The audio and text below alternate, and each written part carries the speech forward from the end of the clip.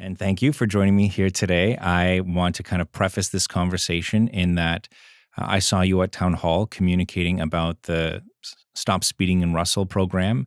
So I obviously want you to speak a little bit about that, but I also know that you're doing an endeavor to help build community in other ways with the bells, ringing of the bells initiative, the Handbells initiative that you have, and also just in an overview of your experience with Township so far, because not a lot of people do what you do, which is get involved first and foremost, and then lead in a certain capacity.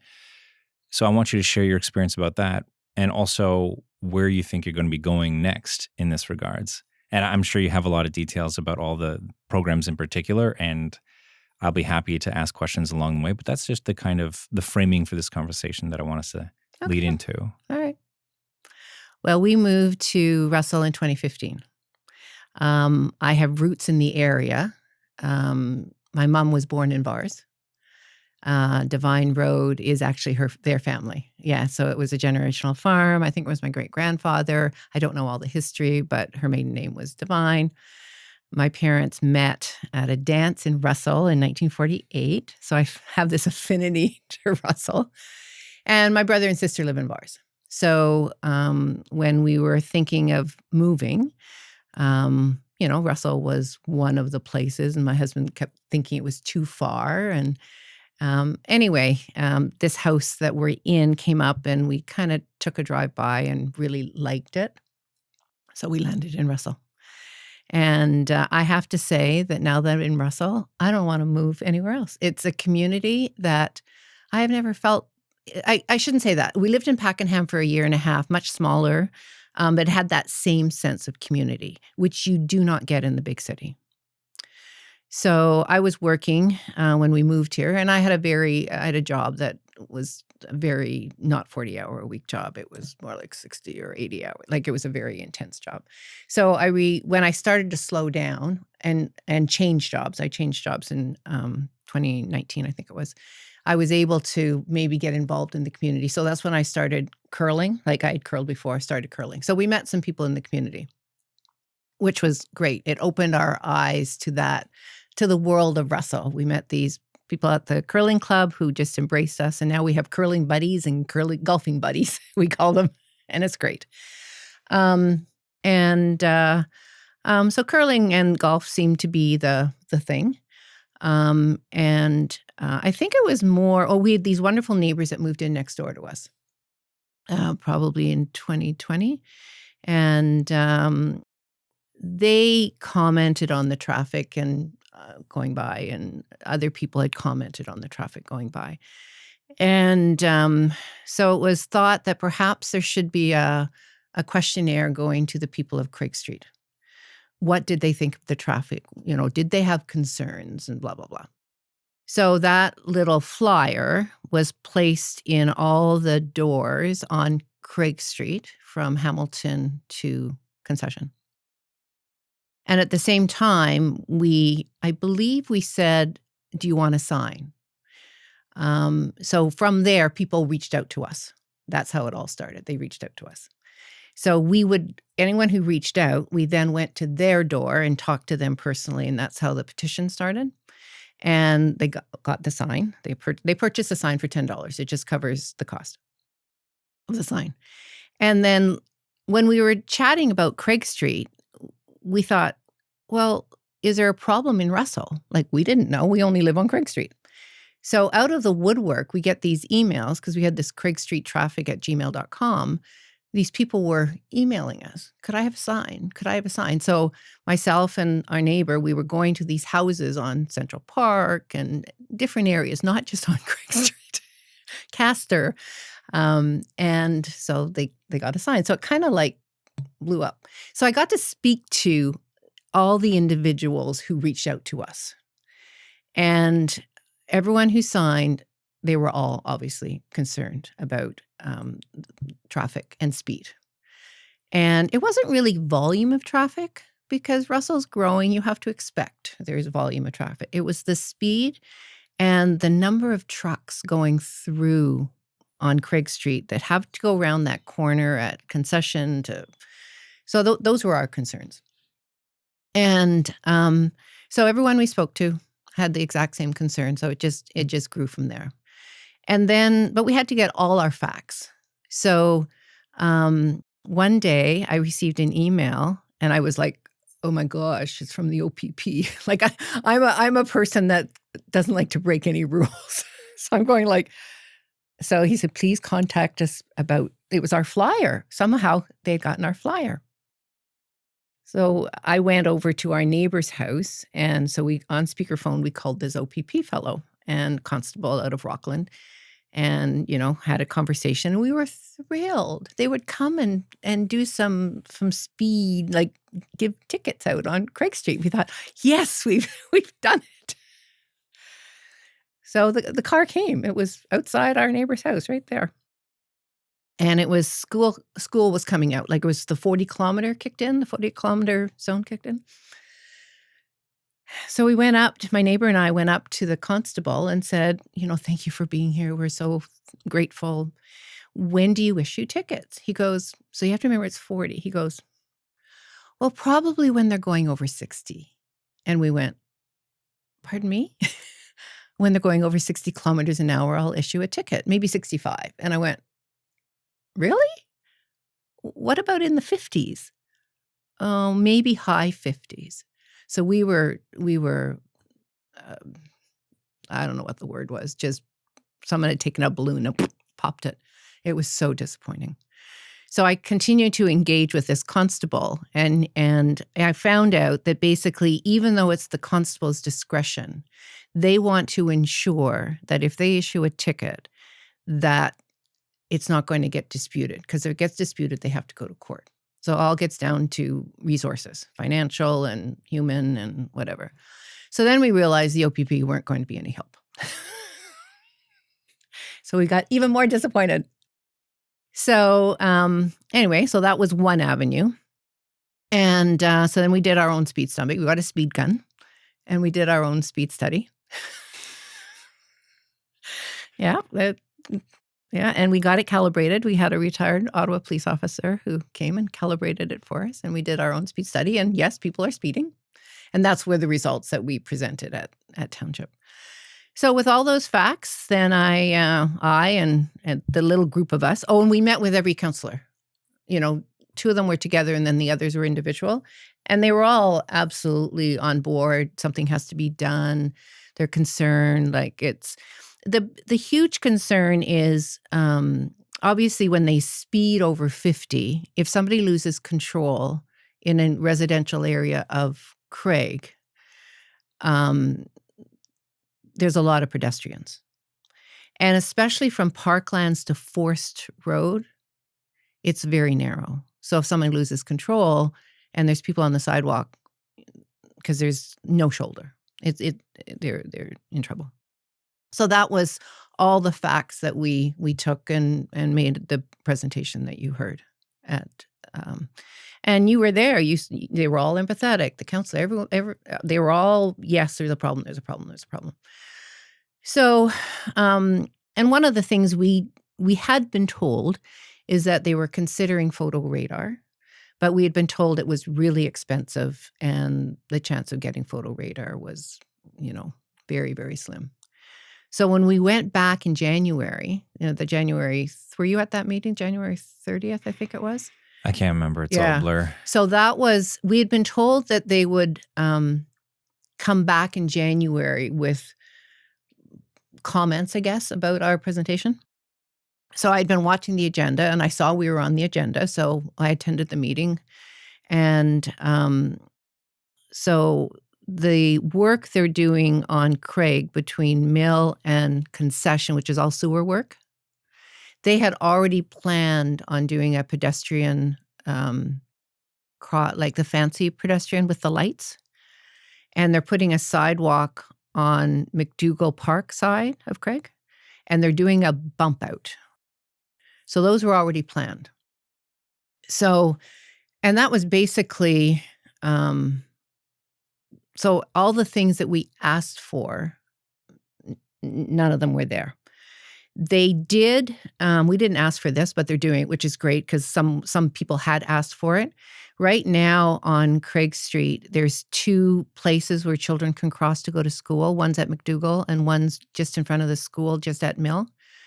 They're getting rid of the one at McDougall.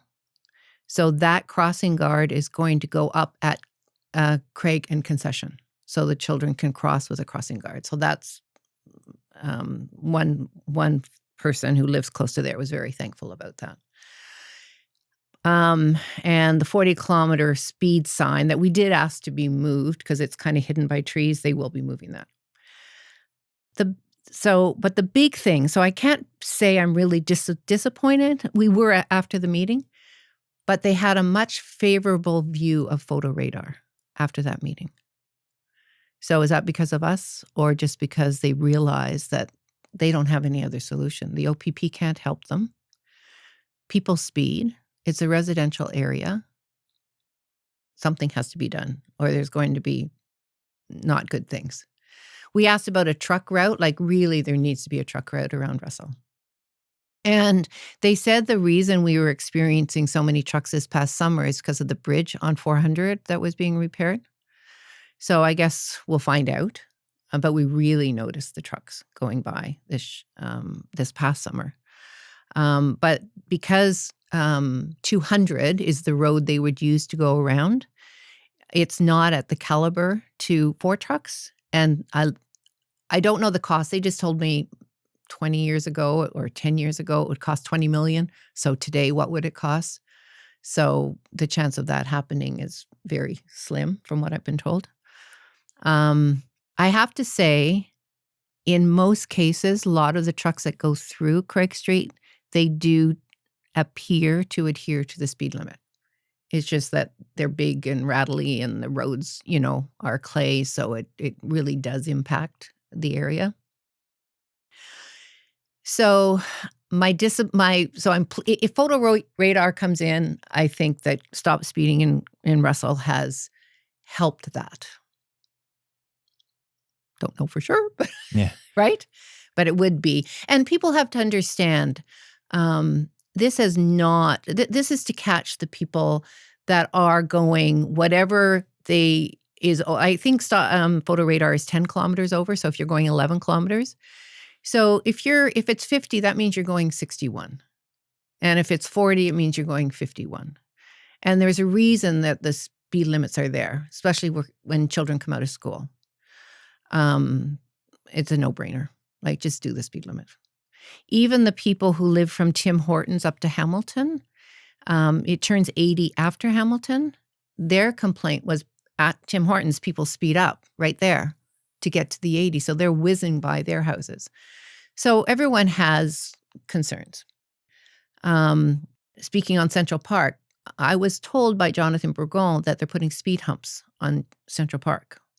But I looked, I found a list of things that they're doing for speed control, and I don't see speed humps on that list. So I'm hoping Jonathan is still going to continue and do that, because the Central Park people, they go from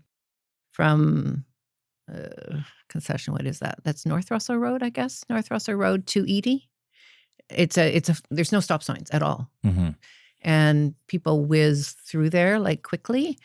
And it's challenging for those individuals. Castor Road, it's very challenging.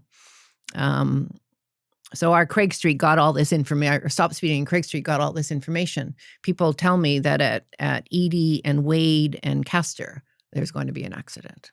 And I know they're planning something, like the township's planning something. It's just when is it coming? And I mean, it all gets down to budget, right? I mean, I think our sewer work, it was supposed to be done in 2019, and now it's 2023. So it's very frustrating, I think, being a politician. Yeah. I think it must be. I mean, you sit in those council meetings and you do all this stuff. So I can't imagine how the councillors must not get frustrated. And even the staff must get frustrated. I mean, their workload must be horrendous. I do know that when I communicated previously about different things to the township, I got very curt answers. Like there was no empathy in the answers. But that's, I think, a workload thing, right? I don't want to put anybody down. I just think as a taxpayer, wouldn't it be nice? I totally understand. I totally agree. We're working on it. We hear you. That's what I'd like to hear. Yeah, I can echo your experience, and also from my own knowledge of what I've been hearing and taking part in regards to Township is the huge workload that they absolutely have. There's a couple projects that I've been wanting to move forward with in regards to working with counselors or working with staff members, and all of them are being put on the back burner because of budget consultations and dealing with higher priority issues. And for myself, it's a process to empathize with that and not take it personal. Like, I want to do something good. Why can't I do something good? Why is there such a bottleneck? But then at the same time, understanding that the bottleneck is for a lot of reasons, some within our control, whether we just all as a community decide we want to fund more staff and make that a priority, which is starting to happen now. They're funding more staff. And some things that are out of our control, like staff members being poached by larger communities who can pay more and have more resources. So it's one of those situations where I find our township is in this in-between phase where we're small, but we're not too small because we have so many issues. And then especially post-pandemic, a lot of the emails and information people have been receiving from residents, the staff themselves, a lot of it disproportionately is negative. So you have a situation where there's a large amount of work, not enough resources, and a large proportion of interactions are negative. So this culture of quick, curt, here's the information, on to the next priority can take place. One of the things I said, suggestions I made, I didn't make it formally in the presentation because I didn't want to, it just didn't seem appropriate, was, and only if it's helpful.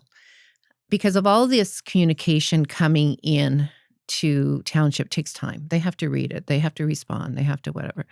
And I don't know the proportion of percentage of whatever the issues are, but one of them about traffic. Like, how many people have complained about traffic or speeding or I almost got hit by a car or whatever. So I made a suggestion. Why don't you have a committee of just people who receive this? Like, just, and then that communication can go to those people, the empathetic, I understand, but then that can get all, statistically, in a table, whatever. And then that goes to, on a monthly basis, we've heard from, And I didn't really get an answer because it was just a suggestion. I didn't ask, but I just thought, wouldn't that be helpful? Wouldn't that be helpful for staff to have, and I'm thinking of a volunteer, like a committee, like you don't spend money. It's just people who receive this, and it's all email. It's not that anyone's giving opinion except giving that ear, because they do care. I mean, we had meetings with everyone, like I told you, even staff. They all care. But the final result is, it appears they don't care. Yeah. Right? But we know they do care. And it's that budget, that all those things that you just said that get in the way. And so I don't know. I mean, there's a lot of retired, I shouldn't say there's a lot, I don't know. Because I've recently slowed down a lot, and I'm one that loves being engaged in different things with purpose. I'm going, like, I would do that. I would receive emails from people and, put it in a very factual whatever, and then send that over. And then the people and it doesn't have to be, Debra Bourne. It's just that I'm a person that's responding, right? I could be person X. They just have an ear. And, are there other people that are willing to do that? Like, I have no idea. But anyway, that was It's a good question. Yeah. Like I said, is that a good suggestion to help the staff? I know we have planning committees and there has to be staff liaison, and all I'm saying, this is just a communication tool. This is receiving, we hear you, it's going in the database, thank you so much, and then, there could be a reply back. Yes, it's been forwarded, but it's just so, I mean, the number of emails that I sent to infrastructure, I feel badly in a way. It's his job, but it took his time when he has so many other things. I agree with you completely. Yeah. When there was the renaming committee, as an example, they got a bunch of citizens to volunteer, and they would receive emails Okay. about people's opinions, suggestions, recommendations on what to rename the township, because there was the conflict around it being named Right. after Russell. Right. And that's an example where people volunteered their time to receive information, to categorize it, to present that information in a more tangible, structured format to Township so they can make decisions. Right. Now, granted, this was a role in which we were just intaking. Yeah. There was no responsibility to reply back. Right. Because we were just receiving filled-in forms. Right. But that's one component of assistance. Right. Yeah. I mean, I'm thinking, I had been told that, like I mentioned, the speed humps versus speed bumps. There's a difference. So speed humps are the gradual ones, right? So I'd heard, like I told you, that they're supposed to go on Central Park. And if that is true, that could say there are speed humps going on Central Park. We don't know when. However, they are in the, the budgetary whatevers, right? Because when I heard that, I went, well, that's fabulous. That means your speed's going to be controlled. No one's going to go flying over those humps. It's, anyway, it's that kind of information. And there's a lot of information on the township. I found this other, all the things they've done for traffic calming and the things that they're doing for traffic calming. I didn't know that was there. Like I was just searching. Yeah. So, anyway. I think it's a great idea. Okay. So you take this and yeah. Hey, YouTube. yeah. But what I really like about your campaign is how grassroots it was. You started off with a simple sign with an email that people could connect to, and bit by bit, people would gain interest and engage with it, and it grew organically. And it was self-sustaining. People were willing to pay to make this a thing and then show up and support when you went and made your presentation and you explored different routes. It wasn't just we try one idea and it didn't work. Okay, well, this isn't worth trying anymore. You did different versions and you're following up. Like the speed humps idea, I think is an amazing idea. It's one of the low-cost, most effective solutions for controlling and easing the speed of traffic. On a residential street. It can't go on a county road. Mm-hmm. But yes. And what I feel badly about is hearing all these people. And I remember saying to them, because they were very cynical. Is that the right word? Well, nothing's going to happen. That's their. And I said, I'm going to continue this until there's no stone left unturned, is what I said. And these are people not on Craig Street, because they were just so fed up. And I guess that's where the disappointment is, that the people are saying they're so fed up. And this is what we got back. Mm-hmm. And I was told that Township can, on Craig Street, they don't have to get permission if they want to paint lines to make people slow down. That's okay. That's operational. Like they don't need that kind of permission if I'm recalling correctly. So I would have loved them to say something like that. We were told that when we presented, we had to come with concrete. And I said, okay, like that's what we did, obviously. But I was hoping that this is collaborative. Like, traffic. I don't know traffic. I've done tons of research. I know about traffic books now. I know about all the traffic calmings in Canada allowed. But I would think it's collaborative. Like, this is our problem. What can we do? Can we do that? No, you can't do that. Okay, can we do that? Yeah. Or they say we could do this, but we didn't have that. It was we present yes or no. And I find that odd. I just find that that's not collaborative. Like we seem to be in conflict in a way with Township when we should be collaborative with Township because they're there for us. And that's what I haven't got my head around yet. Yeah. Yeah, it's a very strange, when you go to a town hall meeting, I noticed that there's a very unique structure to it. And they just want to kind of, not in a heartless way, but they want to move things along. It's probably, how Robert's Rules, have you heard of Robert's Rules? There's probably blah, blah, blah rules for municipalities, that they have to do it this way because they are using taxpayers' money. I totally get that part. Yes. But there's other opportunities, right? If the desire is to be collaborative, there's the planning committee in which invitations can take place. And I find the committees are more of a space for conversations. Okay. And yeah, so if you go to for example, a planning committee meeting and start having these suggestions and mention these things, you can have a little bit more of a casual presentation.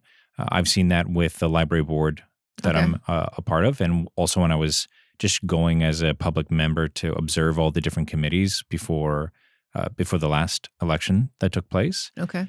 So that's another opportunity, but it's still a little bit more of I'm sharing information, and the people there who are also citizens and a staff member and member of Township, they'll give information, but there's not as much collaboration as in like what are the tangible things we can get to together, because there's obviously still going to be that we're going to get back to. Thank you for the idea kind of conversation that takes place, but it is far more collaborative and open than a town hall meeting because of the difference in the structure. Okay. And I completely understand with you that desire of trying to accomplish something, and you find yourself having to research and become almost your own subject matter expert instead of relying on the expertise of members within the township. Mm-hmm. So I totally hear you on that. And when you mentioned that the speed humps can't go on county roads, is that because our township doesn't have jurisdiction?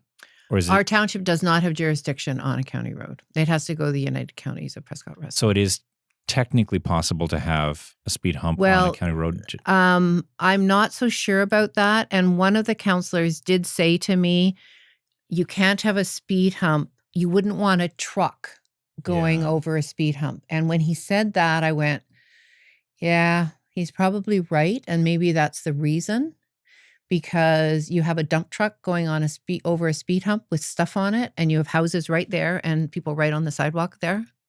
Like, that would not be good. I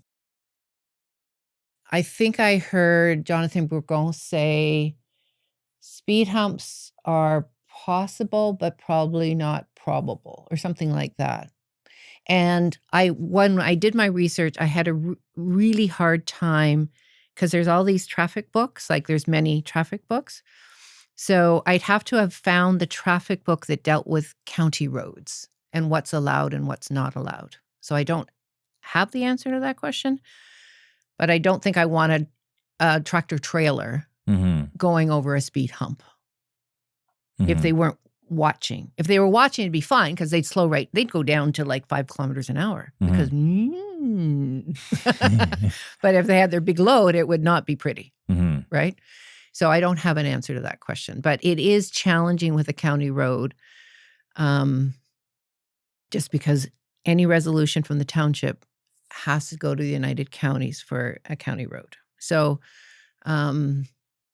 changing the speed, for example, if we wanted it 40, like we asked for, they would have had to do a resolution. Community safety zone, to me, that's absolutely a no-brainer.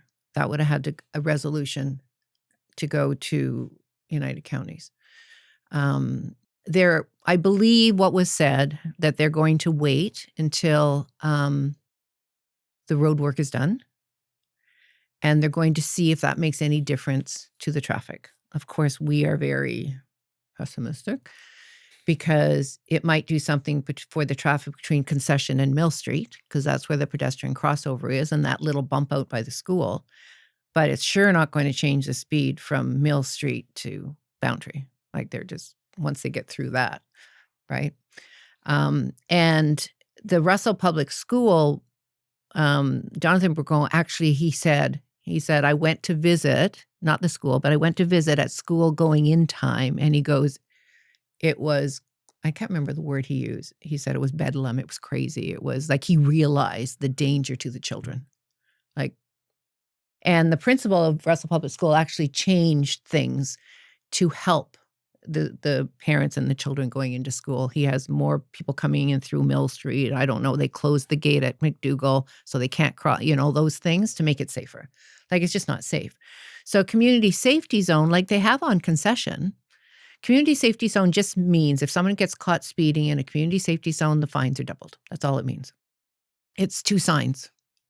Community safety zone starts, community safety zone ends. Like, or maybe it's 4 signs because you have to do it on both sides. And then So I don't understand why they wouldn't do that. Like, it just boggles my mind. It's not recommended. Like, that's the part. They didn't say why. It just, and they might have said it doesn't work, but we know it doesn't work from a standpoint of the people who are going to speed are going to speed are going to speed. But how many of the population totally disregard rules? Like, I think it's hopefully the lower percentage. Yeah. So the ones who see community safety zone or they see 40 kilometers, they'll at least slow down. They might go 60, but they'll slow down. And that's why we wanted 40 from Forest Road to Concession, because people they'll go plus 20 because they know they won't get a ticket until they go, 16, let's say 16. So they'll go 56, just below 56. So that's better than going 66. So it was all very logical, our approach. Yeah. But not recommended. Not recommended. Not recommended. So they'll wait the year and we'll see what happens. So I don't know. And so they're talking, when they say construction, they mean the bump out? They mean the sewer work where they'll include the bump out, the sidewalk, and the pedestrian crossover. And you said that there was more trucks going through Russelltown, the village of Russell, because of a bridge that was under construction? So the bridge on 400 was under construction for part of last summer. I didn't know this. We were just getting a lot of trucks. But the trucks still continued. So even after the bridge was fixed. And so I followed a tractor trailer one day. I know. It's terrible. That's dedication. I know. I wanted to see if it was going to Embrun. Like, if you're going through Russell and you turn, you get down to Castor and you go to Embrun, like, why are you coming through our town? Yeah. Right? That's what I want. And he kept, I didn't go all the way to Embrun, but he certainly went all the way down Castor, like, till I couldn't see him anymore, till the little curve. Mm-hmm. So I'm going, like, why are you coming through? Like, you don't have to come through. I'm sure there's a way you can get around. Like, you can go 400 now. The bridge is open. So it's those things. But if there's dump trucks coming through because they're doing construction in Russell, then of course, we said local truck traffic, we can't do anything about that. If you're delivering something to Home Hardware or you're delivering something, Home Hardware in Russell going to Home Hardware in Embrun, of course you're going to go through Russell. It's the trucks that don't have to go through Russell. Like, are they going around? I don't know. I'd have to ask every truck driver. Yeah. I don't think I'm doing that. Yeah. Excuse me, sir, stop. I have a question for you. Yeah. It's surprising, too, how much it would cost to have that alternate route be truck ready. The $20 million price tag. From a few years ago. When I hear stuff like that, I expect large capital projects or buildings. And yes, but also in a project like that, you'd think the province would kick in some money. Like, there'd be sources of revenue, not just, from Russell Township. But the other thing is Hamilton Road. Hamilton hits Craig. So you have Boundary, you turn from Boundary onto Craig. And then just before you come into Russell, there's a street called Hamilton that hits Craig. Are you aware of that street? Mm-hmm. There's no trucks allowed on that road. And that road goes all the way, like, you could go to Hamilton to Frontier to Devine, into Vars. And they just repaved the whole road. It's a beautiful road to drive on, but no trucks are allowed on that. So I said, how come there's no trucks? Because the road isn't truck worthy. Doesn't have the sub whatever structure for that. And you just paved it. So it's great for cars. It's an alternate route for cars if they choose to. So I think the cost to do these things is just way too much. I believe 300, they did 300, and that's made a world of difference for Embrun, my understanding, as a truck route around. And so one of the councillors said that we really should think about doing a route around Russell. We are growing. We really need to think about that. That was a comment made, and there was lots of discussion, comments made, but they don't go anywhere. Like, I'm not sure how it works. I haven't figured that part out. Like, if I was a counselor and said, I think we should do a road around Russell. Let's look into it. So they said, let's bring up the paperwork from a long time ago. and see how much it costs. That supposedly they were doing that. So let's say it cost 20 million. Let's say they pulled up the paperwork and they found it was 20 million. Does it stop there? Is it because it's 20 million, we're not going to look into it? So as a councillor, I'd go, no, I want a motion on the table to investigate this thoroughly. So we're not going to start this year, but maybe in 5 years we can look at it, or 10 years we can look, or something. Like, don't let it die. This town is going to need it. And exploring options as well. If it's going to cost money, then there's different initiatives like the photo radar as an example. Eventually it'll pay for itself, and then I would think so. You'll have surplus at a certain point that could go towards some of these initiatives. And then there's it depends where the revenue goes. I've heard the revenue might go not necessarily to the township if it's a county road.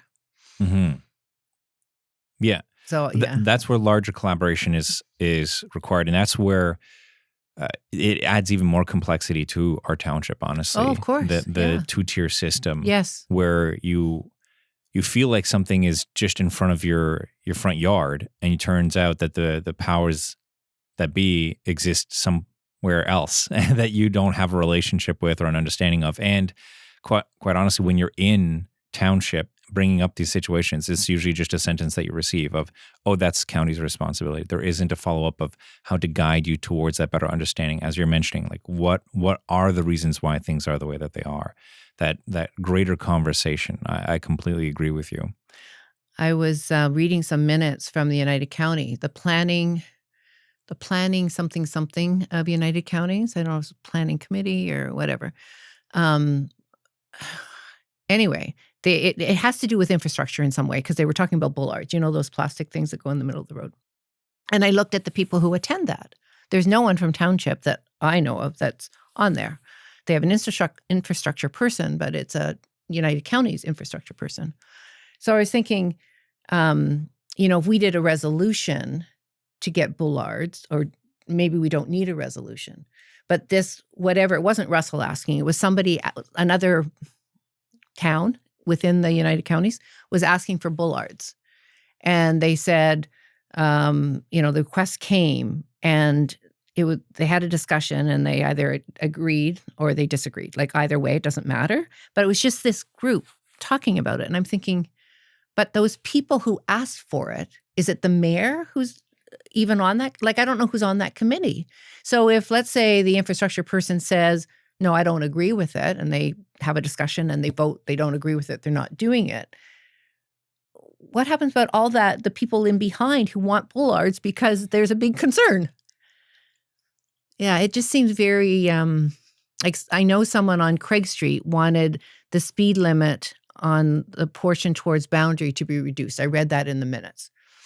And in the county minutes, it just said, no, I don't recommend that. And that was it. Like, that was the answer. And I'm going like, that poor person who wanted it. So that's what I mean by, we're the citizens, we are asking, and it feels very them and us. Yeah, I find that the better answers to these kind of situations is not a yes or no. It's more so of, these are the trade-offs. If we go this route, these are the things we'd have to consider, kind of like the alternate route for trucks. If we want them out of the township, we need to start raising around $20 million so that way we can make truck-ready roads outside of the downtown core. Right. And as opposed to, I don't recommend, it's not in the budget, right? There's no furthermore, there's no opportunity, there's no hope in that in the previous answer. And finding out how to solve these problems is something that I would imagine we would want our citizens to get more comfortable with, and thinking of, I think, philosophically, when you ask yourself, is it better to have heavy-duty trucks operating outside of the downtown core so that way, and improving walkability in the downtown core? No question. No question. No one will disagree with you. Right. The truck company might disagree if it's going to add a significant amount of kilometers, right? But that would be the only downside, I think, right? That they would say that. But yeah, like, you wanted to talk about walkability, and I totally agree. That's a great segue into, in our discussions with various people, people who live in Old Town, for example. He said, my children, whatever, want to go and get ice cream at Pronto. So the direct route is you come out of Old Town, you go down Craig Street, you turn right at Concession, and you go to Pronto to get ice cream. He says, when I have my children on their little bicycles, we can't fit on that sidewalk properly, and the cars are whizzing by. And I am very fearful of something happening. Yes, they could take the trail. They could go backwards and take the trail all the way and take the very long route to get to ice cream. But it just doesn't make sense that that would be the right thing to do. It just seems to do the sidewalk, which is right there. But there's nothing they can do about it. I mean, I've now asked for bollards in the good months. I've asked for them from parklands to forest. I've asked for 3 sets. So people have to slow down. But I don't know if that's going to happen. Now, when it comes, what I liked about your initiative was that you had people behind you. It wasn't just a single citizen. Right. And not only that, you had tangible recommendations and you had your own studies. Do you feel like there's going to be progress in the things that you mentioned? I know you said that they were warming up to the idea of photo radar and that there were initiatives that they're going to be putting in to see if that helps at all. But do you feel like that the information you brought was incorporated in a way that leaves you feeling satisfied? I understand. I'm not going to answer that question just yet. Mm-hmm. I understand where they say they want to wait a year.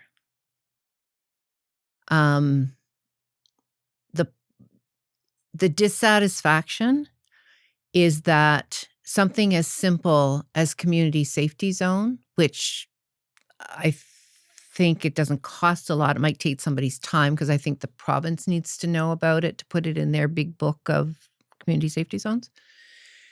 That's where the dissatisfaction is from a standpoint of even that like the 40 kilometer, changing it to 40 kilometer is a big thing. So that kind of didn't surprise me, I guess. But the community safety zone really surprised me, that a group of people who appeared to be so supportive of all the concerns could not challenge the director of infrastructure and say, I know you don't recommend it. I know you say it won't work, but why can't we do it anyway? Because if there is ever a ticket, that person who is speeding has to pay double and then gets demerit points from a police officer, not from photo radar. But for photo radar, if it does, then they still get a heavier fine, but there's no demerit points. Like, I kind of wish that had happened, but there doesn't seem to be that challenge. So there was dissatisfaction on that. The bollards, which I've asked for, is supposedly just part of operation budget. That's what I was told. So subsequent to that meeting in January, at the end of January, I sent an email asking for, and I gave him a little map. I did my little arts and crafts and gave him a little map where I want the bollards. And he came back, we'll find out after construction kind of thing. And I read some United County minutes on bollards, and I'm kind of going like, it'll be very interesting what his answer is. Because if he comes back and he doesn't put bollards there, I'm kind of going, where are their heads on this? If that is the one section of Craig Street that is very dangerous for little ones, very dangerous. So if you don't put bollards there to put a traffic calming, then what kind of message are you sending? Unless there's a reason you can't do it. Like, I don't know. Like that, communicate. What's the reason you can't do it? They tell me painted lines are easy. It's in the operational budget. Then put painted lines. Like, do something, right? Like, just do something. So the dissatisfaction is that I'm still waiting. Like, I don't know. I really don't know. I think my guess is the township is very, very, very, very tired of hearing complaints from people about how people speed in their jurisdiction. And, they have a thing on their website that says any traffic speed issues, whatever, contact the OPP. And so we tell our people that, that you do that, because then the police have to do an incident report. And then they track number of complaints from a certain area. So if everybody on Craig Street that had a complaint phoned in, then Craig Street, the OPP would say, we have an issue on Craig Street with speeding. But people get they've done it so much, they're tired. Like one resident on Craig Street said, you're not going to get anywhere with us. We've tried and tried and tried. You're not going to get anywhere. And I just couldn't believe that. I just couldn't believe that they won't listen. Like, it just doesn't make any sense to me. Ottawa, you've lived in Ottawa. They don't have traffic calming everywhere, but boy, oh boy, do they have a lot of traffic calming in certain places. If you go down Riverdale, I went, oh my gosh, how did they get this? They have speed humps and it's 30 kilometers an hour. Like, how did that happen? Yeah, there's some residential roads that I've seen where they have bump outs, they have alternating speed bumps and humps, and they have lines and bollards. Some of them they seem like they're experimental, like they're throwing everything at it to see what works and what doesn't work. Could be. And then alternating locations for parking, so you don't get cars on either side for that big choke point and the difficulty in people being able to open doors. Yeah. So there's a lot more taking place in the city. There is. I mean, they have a traffic engineer. This retired retired Ottawa police officer who is in charge of the traffic division in Ottawa. So he's a friend of ours who lives in Russell. So he was a great resource for us. And so, they have a traffic engineer. And I mean, I so wanted the traffic engineer to talk to Bourgon, and have a conversation and collaborate. What can we do in Russell? I shouldn't even say that. But, it's one of those things that is it budget? Is that what's holding you up? Is budget? Like, yes, I'd love them to say, yes, we'd love to do all these things, but we have a budget problem. We don't have enough money. But they don't say those. They have budgetary constraints. I was talking to someone on Forest Road the other day, and he goes, every year I email, we don't have enough streetlights, so we can't walk here at night. It's too black. And I went, really? And but he just emails in. He doesn't do what we did. But that's another concern. This street, and it's called a rural street. I don't know what the definition of a rural street is in Russell, but they have septic and well. Maybe that's I don't know. Anyway, so that's their concern. So walkability on Forest Road is not great when it's dark out. That component of going in person and having a group behind you versus just sending emails, it's a huge contrast. I am curious to know a bit more about what goes into your motivation to do this. Whereas other people say nothing's going to happen, and to you the answer is like, that's impossible. That just doesn't make sense. And I agree with you. I also have that part of my mind that's like, it doesn't make sense that people would turn a blind eye to good, thought out, progressive implementation of things that will be a win-win-win across the board. Yes, it will be challenging. Yes, it'll be a conversation. Yes, it'll take time. But the idea that it can't and won't go anywhere, like, we obviously live in a society in which we can fly because people decided, no, we can do the impossible, as just a clear example. But not everybody has that drive. And I'm curious to understand a bit more about where you get that drive. Probably from my father. I don't know. No, I've never had, I don't know. I've always had a personal, what I want to do, and I'm passionate about it, I'll go and do it kind of thing. I very much, I think it was when I was listening to the people. This is like from our household's perspective and the neighbor's perspective, it started out because it was a very personal thing for us. And then when I started talking to people, it wasn't personal for me anymore. And I was listening to the individual's concerns, and it's almost like I've made a promise to them in a way. And when I make a promise, I have to watch what I say, because when I make a promise, I'm very dedicated to it. And I think that's maybe where my drive for this particular thing comes from. And it's not just Craig Street. I have to kind of, like, our email was Craig Street traffic because that's where it started. But after speaking to the other individuals in the various streets, that they all have equal concerns about their little world, and they don't have a voice. And I guess I became that by default. I became that voice. Like, our little committee is very small. One person couldn't present because of personal reasons. The other couple went away for the winter. My husband's is not the type to present. So I'm going like,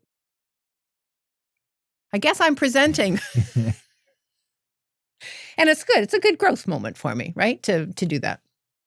And my husband's a great writer. So between the committee, we wrote up our little blurby. But I think it's probably the drive to do what's right and contribute. And like my dad died in like 2009, but he was a great contributor. Like, do you remember, I don't know how old you are, but do you remember when Navin turned, how old, they had the 50 horse hitch. Do you remember that? Mm-hmm. So the first 12 horses, I'm pretty sure it's 12, somebody's going to correct me, were our horses, Clydesdales. And my dad, along with McWilliams and the various many people, they were instrumental in getting that done. The plowing match that was that happened in Navin in 9/11, like they were doing that, and then 9/11 happened, so they lost a lot of money. Every supplier that was owed money was paid back, and my dad was on that committee. Like, they just, just do the right thing, and that's how I'm made, I think, or I think I am. So I think it's listening to the people, but I am, what can I do now? Like, I have to, we'll wait, and just see what happens. And, we made our big presentation, and I'm kind of thinking, in a year's time, what do I do? Go back to them and say, what can you do? Like, I'm hoping, I want an update on the photo radar, because I think if photo radar comes in, then our speed challenge will be reduced. It won't happen. The trucks are still an issue. They have to deal with that. I can't do anything about that. I've made the suggestion. Everybody thinks it should happen, but there's no dollars. But I think the photo radar is probably the... It also frees up the OPP from not having to sit around there, and they can be... Oh, yeah. And they have bigger fish to fry. Yeah. Like, oh my gosh. I mean, I remember when I was talking to the OPP and just in the whole thing, I'm going like, I must sound like someone who's nattering on when, they could be looking for a lost child. Like, that's far more important. I just believe that rules are there, laws are there, but also the police are there for us. And but their resources have greatly changed. Like, now you have a car accident, no injuries. I'm not sure if they're coming, right? You just call it in, and right? So it's changed significantly. And I think we have to remember that. We don't accept it, but it is the way it is. So that's why maybe the township is, and the county is, looking at photo radar more seriously, because I think they now know they have a problem. I think that's one thing that stopped speeding in Russell Din. We have a problem.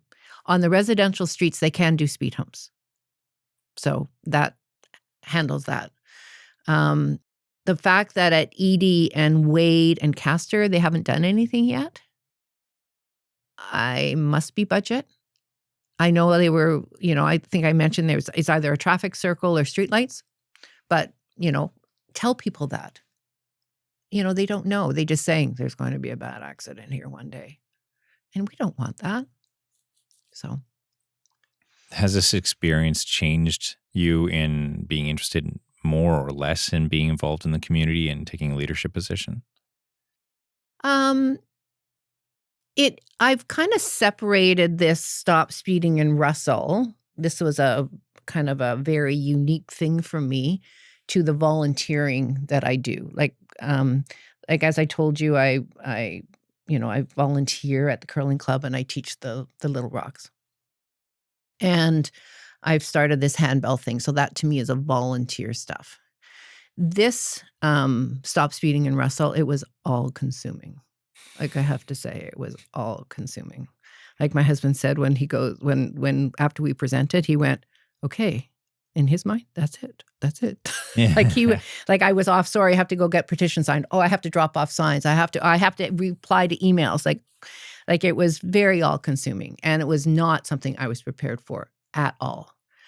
So I don't want to do that all consuming. It was way too much. Way too much. I mean, I could see the light at the end of the tunnel. So I think the next step for that is to see what happens from a standpoint of the construction, and then the photo radar, and getting bollards appropriately placed, maybe getting paint on, getting a community safety zone. But I don't know what else can be done on a county road, truly. Putting it down to 40. There was someone, where were they? I can't remember. I don't know if it was Canada or Australia. It might have been Australia. They had a road that said, the speed limit is 40 or 50 or whatever, but trucks go 30. Like they go significantly less. So that's something we haven't thought about, right? Make the trucks go slower. Mm-hmm. So I don't know what the next step for us is, but we do have to wait and see. It's very unfortunate that when the developers do their plans, and they have to do traffic studies as well, that someone at Township didn't say, oh my gosh, we really need that road around this city, this village, because we're going to have, so many more cars going through. I think they said in the last 4 years, Russell's grown 18% or something. I heard that. And so that's car volume. And right now, when you come into Craig Street at rush hour, like at 3 o'clock, 3:30, 4 o'clock, and go up to Concession, the lineup, I mean, we don't live that end, so we don't see it, but the lineup goes almost to Mill Street to turn. Mm-hmm. Like there's so many cars. Maybe they need a map showing all the different routes you can get home. Like I went home the other day from Boundary to Devine to Frontier to Hamilton. I went, okay, I can do that. There's less cars. Mm-hmm. So people have to find their other little ways to get home instead of doing Craig Street, if there are. Yeah. Yeah, there's no real landmarks per se, because a lot of the roads outside of the core are just cow fields. Yeah. And farm fields. Yeah. And so there's no easy way to understand how to orient yourself around them, because they all look and feel the same. And where they connect back into town is a bit more challenging, right? You could even imagine a certain signage of, instead of just the name of the roads, that at certain intersections where you turn right or left to go into the core, there's a sign of the stores or some of the landmarks that are in the core at that corner. So you understand that if I turn here, I'm connecting to a grocery store. If I go further down, I'm connecting to a restaurant or whatever it may be. So that way, the far external roads can map to the internal of the core. Yeah, anything to help. Anything to help. Like many, many years ago, I was told that Craig Street, or Mill, I don't know what it was called, but there's a house very close to the corner of, like on Craig, but very close to Mill. And I found out that we see the front door. That was his back door. His front door is his back door now, because the road went right along the river. And there's a bungalow on Craig Street between that house and our house, and there's a big space. So that road then came through that big space and went there. So they changed the road. So way back when they were, how many decades ago, or I don't know, they should have thought, okay, we're a tiny little place. Let's put a road around it. Yeah. But, they had no clue it was going to explode like this. Yeah, it's been very surprising. And from the conversations I've been having, I think Clarence Rockland right now is the largest population in our region. Okay. But Russell will meet it or surpass it in 3 to 6 years. Like eventually we will surpass Really? because of the proximity that we have to Ottawa and just the different services that we're providing, like the sportsplex that's going to be coming in will be a huge draw for our population as well. Yeah. It's very surprising. Yeah. I keep racking my brain. Like, how can we get to, like when you think of services, like there's more houses than services in the downtown part. Now, maybe that's going to change and maybe they'll become services. I don't know. But right now, Craig Street, from Forest, is a residential road, except there's one business, and why can't they recognize that as a residential road and make it 40 and put lines in and say, yes, it's a county road, but there's people living on here and we have to respect that as another residential road. I can see there's definitely opportunity for a lot of follow-up conversations. Yes. Yeah, that's what needs to happen. And if trucks have to go through, if they can't do the truck round, or if they're going to plan until they plan around it, then you just say trucks go 30 kilometers an hour. Like, just respect the people, and especially because the road's so narrow in that one particular place, respect that this is a unique road. Mm-hmm. That's what I'd love them to say. And yes, we totally agree with you. And yes, we're going to do it. Yeah. Well, if you're looking for more bodies to fill the town hall when you present these ideas or when you're doing follow-ups, I'd be very happy to take part and support. Good. But I also want to know and give you space to talk about the things you've been volunteering with, like the Little Rocks with the curling and also the Handbell initiative. Yeah. So the Little Rocks, as I said, or maybe I was talking off camera, was COVID hit, of course, and the fellow who had been doing the program prior to, he had been doing it for many years, I understand, was not going to continue. So they needed people, bodies. And, the first email came out. So I said to my husband, who's an avid curler, and he said, no, he wouldn't help. It's not, his personality type is not good for that. And so when the second email came out, that's when I jumped and I said, well, there has to be a Little Rock program. And I'm not a good curler. I'm supportive. When you have little children who are 7 years old, it's okay. I don't have to be a Scotty curler. Anyway, so I and Dr. Menard, like Daryl Menard and JP Vincelet and Joyce, his wife, and Rana Sheldrick, and then a couple other people, Amy came along. So we became the coaches. And so this is my second year. And as Dr. Menard says, she's the only one that doesn't have any children or grandchildren in the program. Because I guess that's why people volunteer, because they have but I really enjoy helping people. It's always been, I should have been a teacher probably, but I wasn't. And I just enjoy the growth of individuals. And so I take the first year people along with Rana, like Rana and I do it. And then Joyce comes in. We had so many children this year. Like we started out with 15 the first year, 15, was it 15? No, maybe 18 total. That included up to bantams, up to 18, from 7 years old to up to 18. That was the first year. And this past year we had 40. So it was huge growth. So we had to split the times because there were so many kids. So anyway, I'll do it next year. I just enjoy it. And every Sunday morning I'm doing there. I walk there to the arena. It's great, the curling club. And then the handbell thing, many years ago, I directed 5 handbell choirs at Rideau Park United Church in the 80s, I think it was.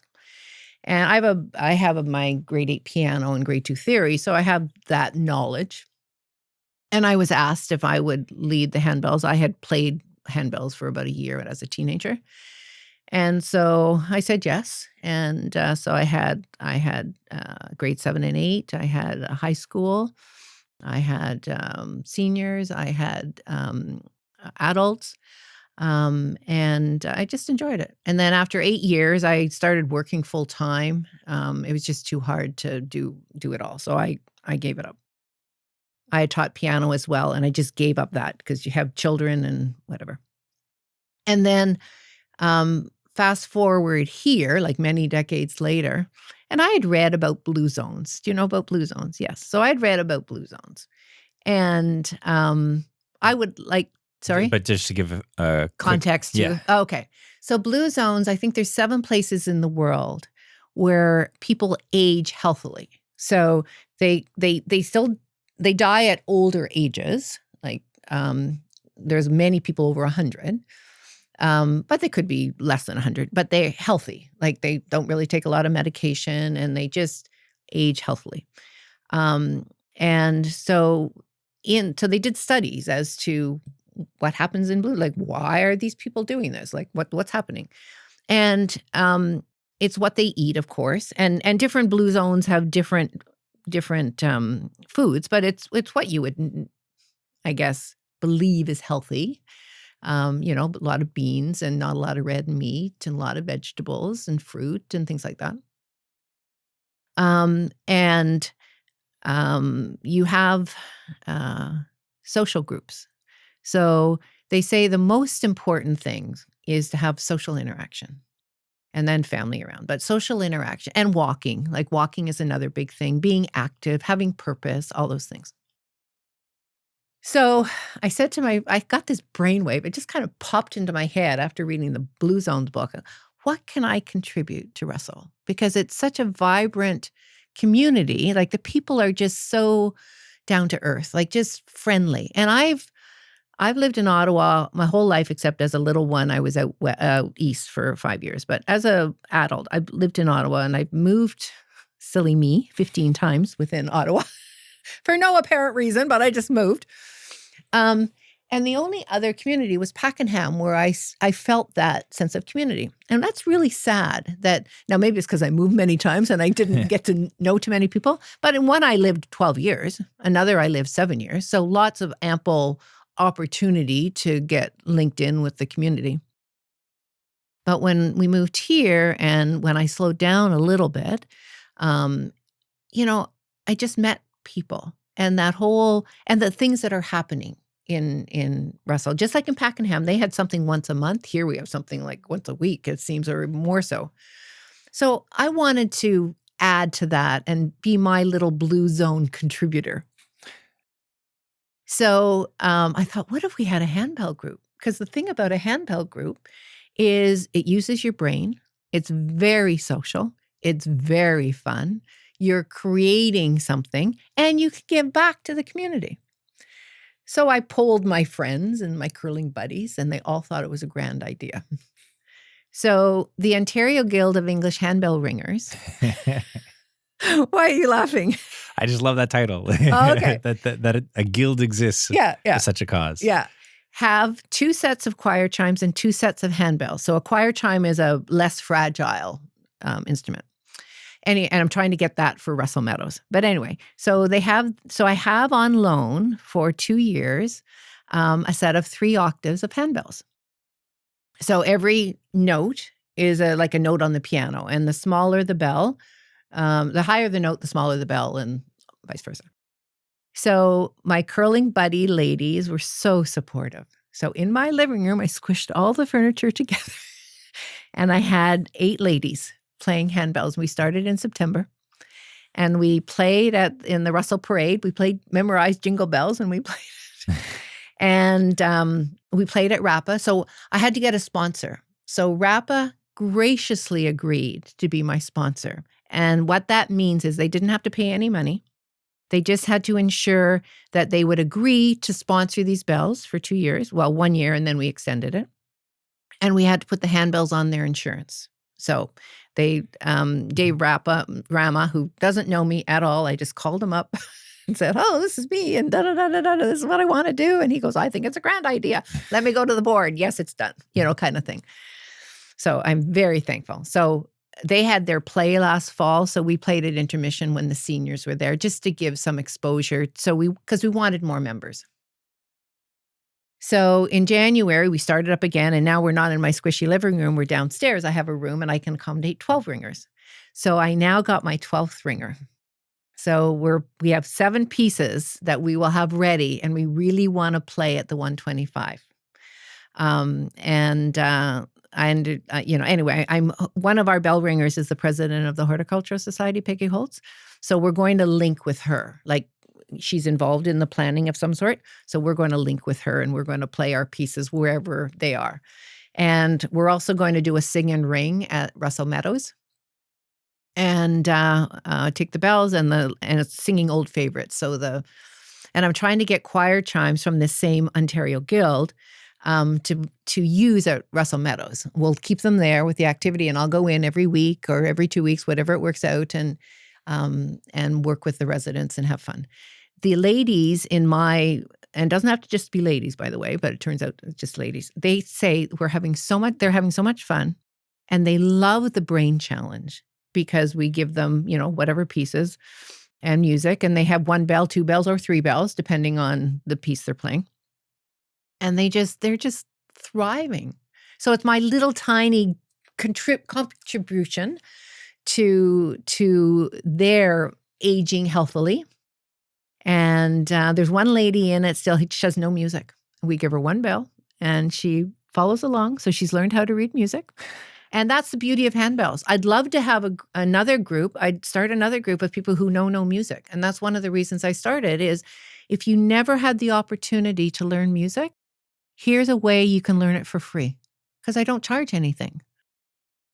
So next May, when I have to give back the Handbells, I already have a set of 4 octaves of Handbells that are coming. That's amazing. Yeah. Every story you have has this wonderful element of contribution, of community, of starting something new, and the wealth of good good vibes is a word that comes to mind, but just the positivity that stems from all these endeavors is very infectious, and I'm very happy that there are people like you taking part in our community doing such endeavors because it's absolutely necessary. It feeds into the quality of life that we all have, especially this particular project because of what you mentioned, the social element, the local and community element, the musical element. It does use a different part of our brain than that we use for just communicating and talking with people. Playing music with other people also creates a deeper sense of empathy and sense of community.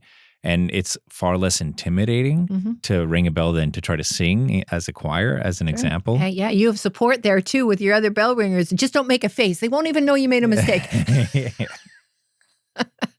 Exactly. That's what we say. Yeah. No, I kind of, when I had the idea and everyone supported it, I thought, okay, I'm taking one step at a time. Can I get the bells? Okay, I got the bells. Do I have ladies to support me? Yes, I have ladies to support me. And when somebody dropped out for whatever reason, I went, that's okay. That's okay. And I truly was. I have faith in this. It's all going to work out. My only challenge in it, which I haven't quite figured out the answer to that, is I want to contribute. And I'd love for the bells to have a place in Russell that it's so part of the community that it doesn't have to be in my house, right? But I have explored every possible place that I can think of, and there is no spot that I can leave the bells safely and people can come and play. I talked to the township from a standpoint of, that brochure they bring out in January, like they have the semestered whatever. And I was going to go on that to, people could come and try bells and whatever. And I thought, well, the continuity of bell ringing is very important because that's where you feel fulfilled. And I just can't lug these 4 cases of bells everywhere. So I removed my name from there. The seniors club is interested, but they like the 55 plus, but they don't have a place where, and they rent the hall. And this is all my money. Like I don't ask anyone to pay anything. So I have to keep the cost very low. Right. So that's the only downside. And, but I also thought, I could do it in a church and, we could leave them securely in a church. And my payment for rent is that I would have a handbell choir. I'd offer to direct a handbell choir for their church. So I don't have that yet. The bigger church in Russell is going through some renovations, I understand. So I haven't gone to I've gone to people who go to that church and they say they're in renovation, so it doesn't work. And the other 2 churches are too small and the other one doesn't have music in their service. So that's the downside, because using the bells on a consistent basis and contributing to Russell is very important to me. And if we didn't have the 125, I'd go, okay, how can I show the bells? Like I could be at the Christmas market and we would just play and it would just be people walking by. But I would love to have a music something or other in Russell, kind of like, the Music Rocks, but it's a showcase of like not a talent show, but a variety show, like a showcase that people come to be watched, just like the Russell Rocks. They come to participate, to be an audience, but it's so the bells could play there, and it could be an annual event that you have a variety show or a talent show, and I just think that would be really cool. And in Russell, when I was a kid, our church had a variety show, and I found some pictures when I was going through it. It was a riot. It was the creativity. And when I was in Pakenham, they had a variety show, and there was a lot of fiddlers and step dancers, and this is thing from kids all the way up. It's kind of like a big recital of various things. So if we didn't have that, I'm kind of thinking, where would we play the bells? I could go to Russell Meadows and do my thing, or go to a residence in Embra, and we could do our thing. But it would be great to have an annual showcase that Russell has that showcases this amazing talent in all areas. The Russell Rocks, the acoustic one, and I'm sure there's many talents that they're getting from the open mic. And yeah, with Russell Rocks, they're brand new, so they're building up that momentum. But I know they want to celebrate everything music within our municipality and our township. There's also the Russell Agriculture Society Arts Night, where I've seen people perform music acts in the evenings. But there's also a bunch of different artists, and it's kind of like a bazaar. Okay. A is that in May, June or something? I have to look. I don't have the exact dates memorized, but I can definitely get back to you in regards to that. So those are the first two that pop in my head about where the performances can take place. But finding that solution of community space, you're not the only one. There's a lot of people that I talk to that are having difficulty trying to find consistent locations. Like you can, on random occasions, rent out some of the community spaces, but unless you're doing it on a day that, like, there's going to be no weddings, no celebrations, no galas or anything like that. If you're going to do it in the middle of the week during the day consistently, then you might have a better option. But for something that'd be available more so in the evenings, or that you could just leave things there, as you mentioned, you can't really leave things in the community halls because they're for the community at large. Now, there are, like the 50 Plus Club, they are paying for storage on top of the arena in Russell. So they have a space where they can keep some of their things. So it is an option in some regards, but it requires that dedication and that creativity. Yeah, I talked to the president there, and she said she didn't have locked space. I think the bells are like $30,000 Canadian. Like, they're very expensive, and I'm responsible for them. So anyway, the room downstairs is working. It's in my house, it's working. And any house I ever have, I will have space for the handbells to practice.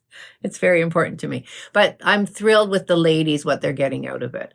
And my hopes is that someone will come along that has this same passion I have and will want to take over from me, and they can have the bells, and that will be their contribution to Russell. That's what I would love. Mm-hmm. The handbells at the church in Rideau Park have been there since the 70s. Like, and this is 2023, and they're still playing them. Like, they last forever. That's amazing. Yeah, no, it is. It is amazing. It's an instrument that not too many people have been exposed to. They might have heard them ring. At Christmas time, obviously, they're very lovely. So when I say handbells to people, some people, I know what a handbell is, and then I go to explain, and they're thinking of this kind of So anyway, it's kind of it's more of a classical musical instrument. And the other wonderful thing is instruments can play with it. Like, I sent an email, but I don't know if they're in existence. The brass, what's it called? It's a band that was practicing at St. Thomas Aquinas High School on a Thursday night or Wednesday night. Anyway, because brass goes very well with bells. Organ goes very well with bells. You can put flute. You can it's a very collaborative type instrument. So, this arts night, we could really, have fun. Mm-hmm. Yeah. Well, even if a church doesn't have a musical component to it, it could be potential. There could be potential in them being open to that. They could. I haven't approached them. Yeah. I haven't approached those individuals yet. Mm-hmm. Yeah. I have someone who was thinking about it. Anyway, that one I haven't. But we're fine in the house right now. But it's just, the part about the church, I don't want anyone turned off. I want them to feel very comfortable. I purposely said we're playing secular music. I mean, we certainly could play if we had the need to play a sacred piece, that would be fine. But I purposely wanted a community handbell choir. Yeah, there's not many locations in our township that are music friendly or stage or performance friendly. Again, you have the community centers is the only option, but then you can't have the things that you're looking for, that longer investment that can take place. Yeah. Someone told me the acoustics in the Catholic Church in Embrun are very good. Mm-hmm. So I have not been there. I'm not Catholic. So, yeah. But I have in the back of my mind that I want to talk to him. I have this fabulous manger scene that I want to donate. It's fabulous. So I understand he has many manger scenes. So if you're listening, you can contact me. That's an option. Yeah. Yeah. And then, if they have good acoustics and they have a place and they want a choir, who knows? See, that's the thing about, I guess, my belief. I don't control my world. I allow the world to come to me, and I see what the next step is. I asked someone about being in the choir, and she said no. And I said, okay, I'll just think about it. And then I ran into her just the other day, and she goes, "Should you find someone yet for your choir?" And I go, "No." She goes, "I ran into you for a reason. I'll come." That's how I operate. I think it operates really well in this township. I don't really get the sense that there are people who are attention seeking or really want to escalate in some not type an ego driven. Yeah. Yeah. But if you give people the option to choose to opt in and opt out, and you bump into them a couple times, there's a lot of people with a lot of potential and want to take part. They just need a little bit of coaxing to come out of their shells. Yeah. And I noticed that about Russell. It's not ego. It's not. They just want to contribute. It's fabulous. And if people want to contribute to any of the endeavors that you're involved in, what are the best ways for them to reach you? Oh, what's the best way? I don't know. My Gmail? My Debra A. Bourne, DebraABourne @gmail.com. Don't forget that second A, because that means Debra Bourne in Australia will be emailing me what you sent to her. We have this relationship now. That's one of the wonderful things about the internet is you can have these little mistakes that make you connect with somebody in a little wholesome way. I know. It's really, it happened during, I got a COVID vaccine. And my certificate went to her. Of all the things. Yeah, and so she researched and found me, and this is how the relationship started. So I'm very emphatic about that middle A. It's key. Yeah. Well, thank you for taking this time and sharing with us everything that you're involved with, helping other people understand how they themselves can get involved, either follow in your footsteps or get involved in the things you've already started.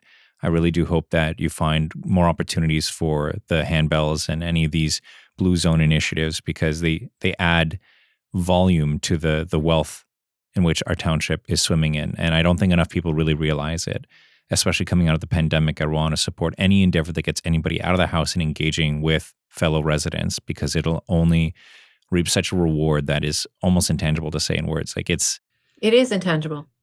Yeah, you just feel it and you don't realize what's actually been happening. And I want to do a shout out to the Jennifer Glenn, who got that community award, I think it was, at the township, because she's part of Blue Zones is gardening. And I know Russell is more agriculture, so we have, people would have their own gardens. But she got a shout out because Fiat Farm, she started a community, I'm not sure it's a community garden, but a garden there and one beside the library, which she's pick plant, pick, and prune. I think that's the name of her business. And she did our front. That's how I know her. She did our front area. But kudos for her. Like this is, and there's many volunteers behind her, but this is part of the Blue Zone. Like she's kind of doing what I'm doing, just in another part of it, which is, and Fiat Farm, of course, is, have you ever been to Fiat Farm? I haven't been to it, but I met the owner and I've seen their website and their videos and everything they stand for. Yeah. There's a lot of potential in this township. Oh, and it's nice to see that the people are getting recognized for this more and more. Mm-hmm. Fabulous. Well, thank you so much for inviting me. It was quite a surprise, but I'm glad I did it. Well, when I saw you at Town Hall and I wanted to give your presentation and all your initiatives some justice. Unfortunately, the mic was muted when you were making your presentation. Nobody went and corrected it at the moment. So nobody got to hear all the valid points that you were bringing up. And I've been to a couple town hall meetings, and I really want to see progress take place and people feel more comfortable bringing issues to the forefront. And that's more than just an individual making a comment. You need the community to be involved. So I felt like there was a certain wind in your sails that was taken out from that document. I didn't know that until I heard that. I didn't know I was muted until you made that comment. I'm going like, why didn't they correct it then? Mm-hmm. That boggled me. That boggled my mind because of the importance of it and its community activity. And all it requires is somebody to just politely stand up and say, I'm sorry, but your mic is muted just at the beginning. It's one of those situations where again, I think it's just the risk-averse element of not wanting to engage and not wanting to offend somebody, but ends up hurting us as a collective in the long run. You're right. Well, you have a copy of it. You can send it to whoever you wish. There you go. Right? Yeah. Well, thank you again. My pleasure.